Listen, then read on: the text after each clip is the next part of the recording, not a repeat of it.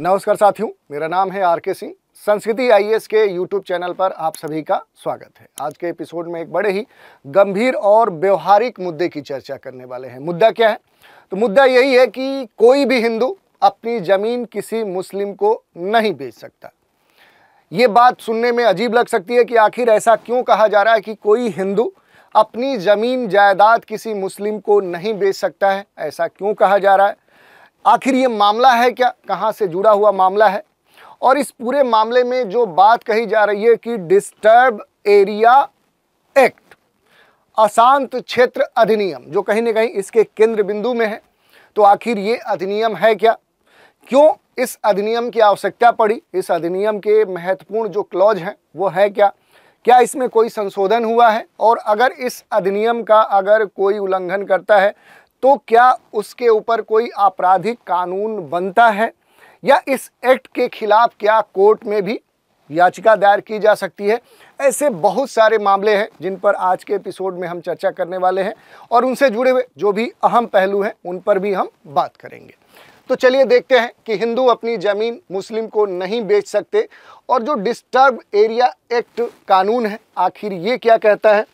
सबसे पहले हम देखते हैं कि आखिर ये पूरा जो मामला है क्यों चर्चा में बना हुआ है। तो देखिए, एक मामला सूरत से जुड़ा हुआ आ रहा है जहां पर एक हिंदू महिला अपनी प्रॉपर्टी किसी मुस्लिम महिला को बेचना चाह रही थी। बेचना ही नहीं चाह रही थी बल्कि उन्होंने बाकायदा अपने प्रॉपर्टी से जुड़े हुए जो भी डॉक्यूमेंट्स हैं वो तैयार कर लिए थे और पूरी जो डील है दोनों पक्ष में हो चुकी थी। लेकिन वहाँ की जो कलेक्टर हैं उन्होंने डिस्टर्ब एरिया एक्ट कानून, जो अशांत क्षेत्र जो अधिनियम कानून है, उसके तहत उस प्रॉपर्टी को सीज कर दिया। साथ ही ये जो डील हुई थी, जो दोनों पक्षों के बीच में जो प्रॉपर्टी को लेकर, लेन देन को लेकर जो भी इसका मूल्य हो सकता है, जो भी बाकी चीज़ें हैं वो तय हो रही थी, उस सभी जो सौदे हैं उन पर रोक लगा दी। अब इसमें महत्वपूर्ण प्रश्न उठता है कि आखिर ये डिस्टर्ब एरिया एक्ट है क्या, और क्या ये गुजरात में जो हिंदू लोग हैं, जो हिंदू समुदाय है और जो मुस्लिम प्रॉपर्टी है उससे संबंधित आखिर ये पूरा एक्ट कहता क्या है। और इसके संदर्भ में ये जो हाल का मामला आया है कि आखिर कोई हिंदू महिला अपनी प्रॉपर्टी मुस्लिम को क्यों नहीं बेच सकती है, इस पूरे मुद्दे को हम समझेंगे। इसके अलावा गुजरात सरकार के मुताबिक इस अधिनियम को चूंकि सांप्रदायिक जो ध्रुवीकरण है उसे रोकने के लिए लाया गया था, तो आखिर ऐसा क्या हुआ था जिसके कारण से ये एक्ट लाया गया था। तो ये सारे बिंदु हैं जिन पर हम एक एक करके चर्चा करेंगे।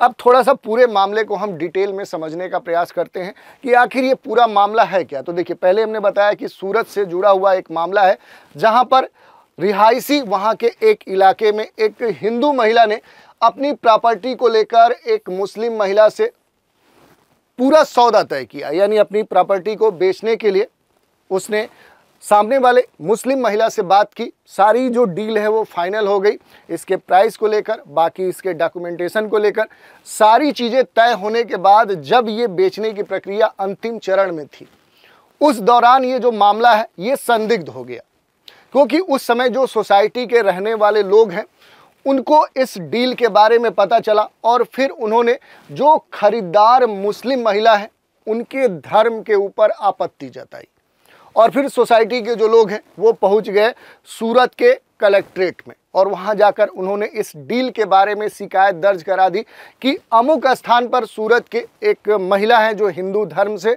जुड़ी हुई है, ये अपनी प्रॉपर्टी मुस्लिम धर्म की महिला को बेचने जा रही हैं। और फिर क्या था, कलेक्टर जो थे उन्होंने डिस्टर्ब एरिया जो एक्ट है, जो अशांत क्षेत्र अधिनियम है, उस अधिनियम के प्रावधानों का उल्लंघन करने के जुर्म में इस पूरे प्रॉपर्टी को सील कर दिया। सील ही नहीं किया बल्कि ये जो पूरा कह सकते हैं डील था इसे भी रद्द कर दिया। और इसी कारण से एक बार फिर से जो डिस्टर्ब एरिया एक्ट है वो चर्चा में है और इसके जुड़े हुए जो प्रावधान हैं वो चर्चा में है। ये भी चर्चा में कि आखिर ये जो एक्ट है वो भारत के किन किन क्षेत्रों में लागू होता है, जहां लागू होता है कब इसके खिलाफ उल्लंघन का अपराध दर्ज किया जा सकता है और अगर अपराध दर्ज किया जा रहा है तो इसके खिलाफ क्या सजा होती है। ये सारी बातें हैं जिन पर हम एक एक करके चर्चा करेंगे। देखिए, अगर हम बात करें कि क्या है डिस्टर्ब एरिया एक्ट और उल्लंघन पर क्या है सजा, तो देखिए इस अधिनियम के तहत कलेक्टर जो हुए ये शहर के किसी हिस्से को क्या कर सकते हैं, अशांत क्षेत्र घोषित कर सकते हैं, डिस्टर्ब एरिया के तौर पे चिन्हित कर सकते हैं। वह तब स्थिति आती है जब उस इलाके में कभी भी सांप्रदायिक दंगे हुए हों। तो अगर इतिहास में, उसके पिछले कालक्रम में अगर वहाँ पर इस तरह के कोई दंगे का इतिहास रहा है तो उस क्षेत्र को जो वहाँ के कलेक्टर हैं वो क्या कर सकते हैं, अशांत क्षेत्र घोषित कर सकते हैं। अचल संपत्ति को किसी को ट्रांसफ़र करने से पहले यहाँ पर कलेक्टर की जो मंजूरी होती है वो अशांत क्षेत्र के लिए अनिवार्य कर दी जाती है। यही नहीं, विक्रेता जो होगा, जो भी ऐसे अशांत क्षेत्र से जुड़े हुए कोई भी प्रॉपर्टी है, उसका जो मालिकाना हक रखने वाला जो व्यक्ति होगा, अगर वो अपनी प्रॉपर्टी को बेचना चाह रहा है, यही कहना चाह रहा है कि जो विक्रेता है उसको पहले कलेक्टर को एक एफिडेविट देना होगा जिसमें ये बताना होगा कि वो बिना किसी एक्ट के उल्लंघन के अपनी प्रॉपर्टी को बेच रहा है और मार्केट जो प्राइस है, जो मार्केट का बाजार का मूल्य है, उस पर उचित पैसा भी उसे प्राप्त हो रहा है। तो ये जब स्पष्ट हो जाएगा, इसके लिए हामी भर ली जाएगी, तब इस अधिनियम के उल्लंघन पर जो कार्य है, जो प्रॉपर्टी की डील है, वो पूरी हो जाएगी। लेकिन अधिनियम का अगर उल्लंघन हो रहा, उल्लंघन पर आरोपी को जेल भी हो सकती है और जेल के साथ कह सकते हैं कि उस पर जुर्माना भी लगाया जा सकता है। तो ये हमने समझ लिया कि आखिर डिस्टर्ब एरिया एक्ट है, इसके उल्लंघन से जुड़ी हुई कौन सी बातें हैं।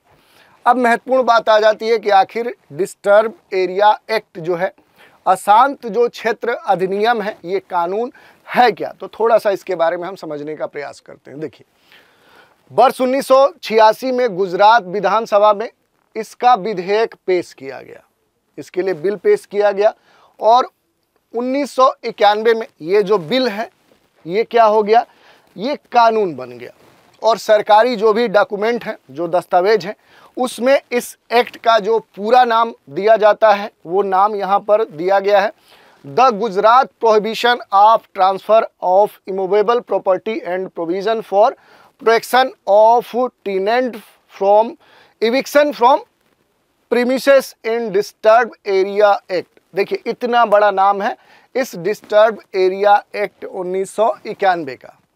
यही नहीं, इस कानून के तहत जो डिस्टर्ब एरिया है, जो अशांत क्षेत्र है, उस क्षेत्र में कोई भी व्यक्ति किसी दूसरे धर्म के व्यक्ति को प्रॉपर्टी का जो सौदा है वो नहीं कर सकता। यानी कोई भी अशांत क्षेत्र से जुड़ा हुआ जो व्यक्ति है वो अपनी प्रॉपर्टी को अपने समुदाय, अपने धर्म के इतर किसी दूसरे धर्म वाले व्यक्ति को अपनी प्रॉपर्टी नहीं बेच सकता। ये इस डिस्टर्ब एरिया एक्ट में प्रावधान दिया गया। तो ये हमने देख लिया। अब थोड़ा सा इस एक्ट से जुड़ी हुई जो कुछ महत्वपूर्ण बातें हैं, जो महत्वपूर्ण क्लाज हैं, उन पर हम एक एक करके देख लेते हैं। तो देखिए, डिस्टर्ब एरिया एक्ट 1991 और इसकी जो मुख्य बातें हैं, तो देखिए इसमें यह कहा गया कि जो भी जिला कलेक्टर है वो किसी भी शहर या कस्बे के किसी खास इलाके को डिस्टर्ब एरिया घोषित कर सकता है, बशर्ते उस स्थान का ऐतिहासिक जो संदर्भ है वो किसी दंगे से रहा हो। तो ये बात कही गई है। इसके अलावा डिस्टर्ब जो एरिया है वो तय करने के लिए अमूमन उस इलाके में जो सांप्रदायिक दंगे हैं उसका कोई एक बैकग्राउंड होना चाहिए, ये बात देखी जाती है। कलेक्टर की इजाज़त के बाद ही कोई व्यक्ति अपनी प्रॉपर्टी किसी दूसरे धर्म के व्यक्ति को बेच सकता है। इसके लिए कलेक्टर की परमिशन अनिवार्य बनाई गई है। इसके लिए प्रॉपर्टी जो मालिक है वो कलेक्टर को एक हलफनामा देता है, एफिडेविट देता है, जिसमें मालिक बताता है कि वो अपनी मर्जी से प्रॉपर्टी बेच रहा है और उसकी जो प्रॉपर्टी है उस प्रॉपर्टी का जो मूल्य है वो बाजार मूल्य के हिसाब से उचित मूल्य भी वो प्राप्त कर रहा है। और हर 5 वर्ष में एक बार डिस्टर्ब एरिया एक्ट में क्या किया जाता है, रिफॉर्म्स किया जाता है, संशोधन किया जाता है। तो ये बात हमने देख ली इस डिस्टर्ब एरिया एक्ट 1991 के जो मुख्य क्लाज है। अब थोड़ा सा देखते हैं कि आखिर जो डिस्टर्ब एरिया एक्ट है, आखिर इसकी ज़रूरत क्यों पड़ी, इसकी आखिर नीड क्या है। थोड़ा सा इसके ऐतिहासिक बैकग्राउंड की हम बात करते हैं कि डिस्टर्ब एरिया जो एक्ट है, अशांत जो क्षेत्र अधिनियम है, आखिर इसके लाए जाने के पीछे मकसद क्या था, क्यों इसे लाया गया? तो देखिए, गुजरात में वर्ष 1980 के बाद देखें तो गुजरात में जो हिंदू मुस्लिम समुदाय के जो लोग हैं वो आपस में भिड़ने लगे। उसके बाद कई सारे जो सांप्रदायिक दंगे हैं वो देखने को मिले और इन दंगों ने वहाँ पर बड़ी संख्या में लोगों की जानें ली। जानें ही नहीं ली बल्कि इनको इनके घरों से बेघर भी किया। बाद में एक स्थिति देखने को मिली कि जिन इलाकों में जो हिंदू आबादी है वो अधिक थी, तो वैसे हिंदू आबादी वाले क्षेत्र से जो मुस्लिम समुदाय को मानने वाले लोग हैं वो अपनी प्रॉपर्टी बेचकर दूसरे क्षेत्रों में पलायन करने लगे। और ठीक इसके विपरीत स्थिति देखने को मिली कि जिन क्षेत्रों में मुस्लिम आबादी अधिक थी तो उन आबादी वाले क्षेत्रों से जो हिंदू समुदाय को मानने वाले लोग हैं वो पलायन करने लगे। और उसके बाद वर्ष 1986 में उस समय गुजरात विधानसभा में कांग्रेस की सरकार थी और तत्कालीन सीएम थे अमर सिंह चौधरी। अमर सिंह चौधरी ने दंगा प्रभावित जो इलाके हैं उसमें बेची जा रही जो प्रॉपर्टी है, जो संपत्ति है, उसको ध्यान में रखते हुए एक महत्वपूर्ण बिल लाया, डिस्टर्ब एरिया बिल, अशांत क्षेत्र अधिनियम। अधिनियम नहीं बल्कि बिल लाया। और बिल जो लाया गया इसके पीछे ये कहा गया कि ये जो बिल है इसमें जो कलेक्टर है उसके बिना मंजूरी के कोई भी अपनी जो प्रॉपर्टी है उसको बेच नहीं सकता है। और जो बिल लाया गया उसका उद्देश्य यही था कि दंगे से प्रभावित जो लोग हैं उनका जो बड़ी संख्या में पलायन हो रहा था उस पलायन को कैसे भी रोका जाए। और इसके बाद लगभग देखें तो 1.5 वर्षों के लिए ये पूरा जो एक्ट है ये वहाँ पर लागू किया गया। इसके बाद देखें तो वर्ष 1991 का समय आया और उस समय सीएम थे चिमन भाई पटेल। चिमन भाई पटेल ने ये जो एक्ट है, ये जो बिल था, इसको क्या कर दिया, एक्ट में कानून बना दिया, एक एक्ट में परिवर्तित कर दिया और 1.5 वर्षों के लिए इसे यहाँ पर लागू कर दिया। 1.5 वर्षों के ट्रायल के बाद ये कानून यहाँ पर बन गया और इसके बाद फिर सरकार आई। आप देख सकते हैं कि 2020 में बीजेपी सरकार थी गुजरात में और उसने इस कानून में कुछ महत्वपूर्ण बदलाव किए। तो 1991 के बाद 2020 में जो बीजेपी की गवर्नमेंट थी उसने इस कानून में कुछ महत्वपूर्ण बदलाव किए। बदलाव क्या थे कि पहले इस कानून में ये था कि कलेक्टर हलफनामे के आधार पर जो प्रॉपर्टी है उसके बारे में जो निश्चित बातें हैं वो निर्धारित कर सकता है, या कह सकते हैं कि हलफनामे के आधार पर इजाज़त देता था। लेकिन बाद के जो संशोधन हुए उसमें ये कहा गया कि अब जो कलेक्टर है वो क्या करेगा, बदलाव के बाद जो डील है उस डील को कैंसिल करने के जो अधिकार हैं वो भी कलेक्टर को प्रदान कर दिए गए। और ये खास तौर पे जो जनसंख्या में असंतुलन की स्थिति अलग अलग क्षेत्रों में देखने को मिल रही थी, जो एक तरह से ध्रुवीकरण तेजी से हो रहा था, उसको ध्यान में रखते हुए बीजेपी सरकार ने इस कानून में महत्वपूर्ण बदलाव किए कि अब जो कलेक्टर के अधिकार हैं वो पहले की अपेक्षा अधिक हैं। वो किसी भी इस तरह के प्रॉपर्टी के डील को कैंसिल कर सकता है, जो प्रॉपर्टी है उसे सीज कर सकता है। तो इस तरह से ये पूरा जो डिस्टर्ब एरिया एक्ट है ये इसी आधार पर लाया गया कि अलग अलग क्षेत्रों में जो सांप्रदायिक दंगों से प्रभावित जो लोग हैं वो अपनी ज़मीनें बेचकर वहाँ से पलायित न करें। जो जनसंख्या का असंतुलन था उसको कंट्रोल किया जाए, जो ध्रुवीकरण तेज़ी से हो रहा था उस पर कंट्रोल किया जाए। ऐसी समस्याओं के समाधान के लिए जो डिस्टर्ब एरिया एक्ट है ये लाई गई थी। और इसका पूरा जो विकास प्रक्रिया है वो हमने देखा है 2023 में गुजरात सरकार ने इस कानून में फिर से संशोधन पर पुनर्विचार करने और नए संशोधन जोड़ने का ऐलान कर दिया है। तो अब आने वाले समय में देखना है कि अब इस कानून में और कौन से बदलाव देखने को मिल सकते हैं। वो वर्तमान में जो तत्कालीन ज़रूरतें हैं उनको ध्यान में रखते हुए ये बदलाव किए जाएंगे। अब देखिए एक और प्रश्न है, अगर हिंदू मुस्लिम के बीच में प्रॉपर्टी का सौदा हुआ, अगर कोई डील हुई तो फिर क्या होगा, फिर कौन सी स्थिति देखने को मिलेगी? ये बड़ा ही महत्वपूर्ण प्रश्न है। तो देखिए ये कहा जा रहा है कि अशांत इलाकों में जो डिस्टर्ब एरिया है उसमें कलेक्टर की इजाज़त लिए बिना हिंदू और मुस्लिम, जो ये दोनों धर्म को मानने वाले जो लोग हैं, उन लोगों के बीच में सौदा होने पर डिस्टर्ब एरिया एक्ट के तहत दोनों पर क्या होगा, केस दर्ज कर लिया जाएगा। और कानून का उल्लंघन करने पर जब ये माना जाएगा कि इस कानून का उल्लंघन का मामला बनता है, तो फिर उन लोगों के ऊपर 3 से 5 वर्ष तक की जो जेल है, यानी कारावास, उनके ऊपर दंड स्वरूप दिया जाएगा। और दंड के अलावा 1 लाख रुपए तक का जो जुर्माना है, या फिर प्रॉपर्टी की कुल कीमत का 10% जो हिस्सा है वो जमा करना होगा।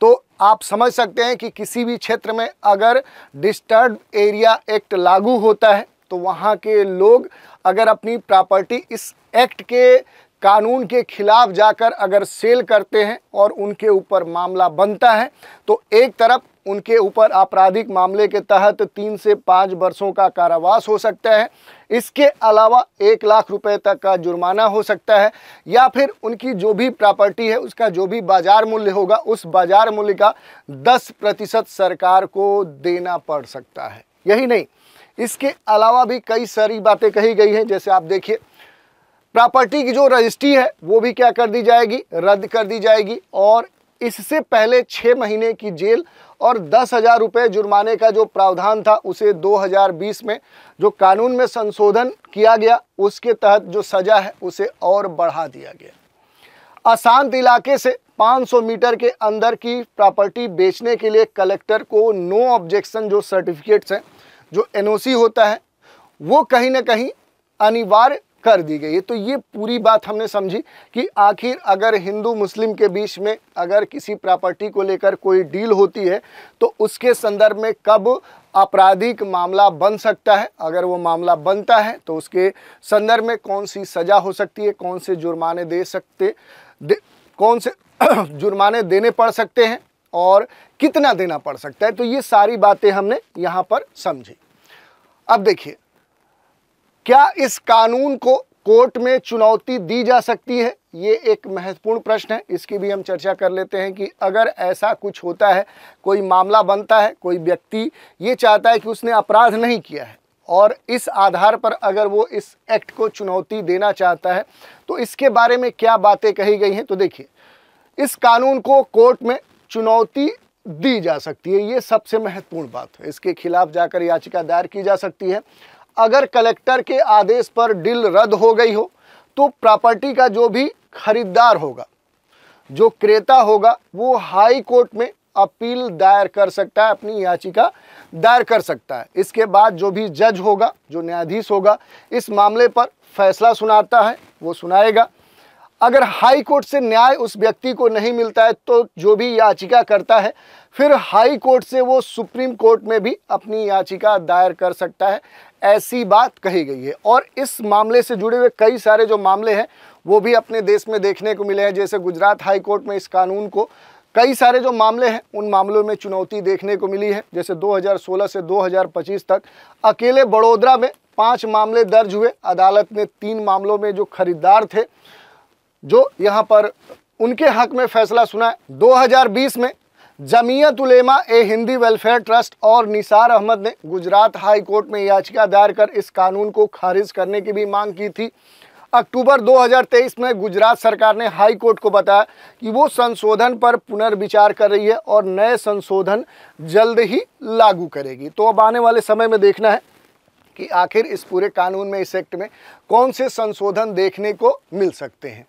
एक और महत्वपूर्ण प्रश्न है कि भारत के किन राज्यों में जो डिस्टर्ब एरिया एक्ट है ये लागू है। तो देखिए, वर्तमान में देखें तो गुजरात के अलावा भारत के अन्य किसी राज्य में ये जो डिस्टर्ब एरिया एक्ट है, जो अशांत क्षेत्र अधिनियम कानून है, ये लागू नहीं है। गुजरात के कुछ खास क्षेत्रों में देखेंगे तो ये देखने को मिलेगा, अहमदाबाद, बड़ोदरा, सूरत, भरूच, गोधरा, आनंद जैसे जो शहर हैं, इन शहरों में इस एक्ट के कई सारे जो मामले हैं, या कहें तो इस एक्ट के दायरे में ये सभी शहर आते हैं, क्योंकि यहाँ पर कहीं ना कहीं सांप्रदायिक जो दंगे हैं उसके इतिहास देखने को मिलते हैं। Arm force special power act यानी जो अफस्पा है, डिस्टर्ब एरिया एक्ट से मिलता जुलता है। इसका भी जो प्रावधान है वो कहीं ना कहीं जो डिस्टर्ब एरिया एक्ट है वैसे ही है। और जो अप्सपा है, इसके तहत किसी भी इलाके को डिस्टर्ब एरिया घोषित किया जा सकता है। जैसे अभी नागालैंड, असम, मणिपुर, अरुणाचल प्रदेश के जो कुछ हिस्से हैं उन्हें डिस्टर्ब एरिया एक्ट के तहत इस समय शामिल किया गया है। असम ने सांप्रदायिक चुनौतियों से निपटने के लिए 1995 में असम डिस्टर्ब एरिया एक्ट अपने राज्य में लागू किया था, और वहीं 1980 के दशक में जो पंजाब है, जो चंडीगढ़ है, वहाँ भी उग्रवादी संगठनों को शांत करने के लिए डिस्टर्ब एरिया एक्ट लागू किया गया था, और इसके जो प्रावधान है वो इन क्षेत्रों में लागू हुए। अब कौन से प्रावधान है उनकी चर्चा हमने पहले ही कर ली है। तो ये पूरा हमने देखा कि आखिर ऐसा क्यों कहा जा रहा है कि कोई भी हिंदू किसी मुस्लिम की जो प्रॉपर्टी है वो नहीं खरीद सकता, या फिर कोई मुस्लिम है वो हिंदू की प्रॉपर्टी नहीं खरीद सकता। और इस पूरे संदर्भ में जो डिस्टर्ब एरिया एक्ट है, अशांत क्षेत्र जो अधिनियम कानून है, आखिर वो है क्या, ये कब लाया गया, क्यों लाया गया, इसके कौन से महत्वपूर्ण प्रावधान हैं, इसके खिलाफ क्या याचिका कोर्ट में दायर की जा सकती है तो कहाँ पर की जा सकती है, अगर इस एक्ट के अंतर्गत आपराधिक मामला दर्ज होता है तो उसके लिए कितना दंड मिल सकता है, क्या जुर्माना देना पड़ सकता है, कितना देना पड़ सकता है, और इससे जुड़े हुए जो मामले हैं और किन राज्यों में ये लागू हुआ है, इसका पूरा जो ऐतिहासिक बैकग्राउंड है, इन सभी बिंदुओं पर हमने डिटेल से चर्चा की। अब इसी टॉपिक पर आधारित एक प्रश्न देखते हैं। डिस्टर्ब एरिया एक्ट 1991 कानून को किस कोर्ट में चुनौती दी जा सकती है? हाई कोर्ट में, सुप्रीम कोर्ट में, हाई कोर्ट और सुप्रीम कोर्ट दोनों में, या फिर इनमें से कहीं भी नहीं? तो इस प्रश्न का भी उत्तर आप देख सकते हैं। और आज के एपिसोड में डिटेल में हमने इस पूरे मामले की चर्चा की और इससे जुड़े हुए जो विभिन्न अहम पहलू हैं उन पर भी बात की। तो आज के एपिसोड में इतना ही। आप सभी हमारे साथ बने रहें, इसके लिए धन्यवाद।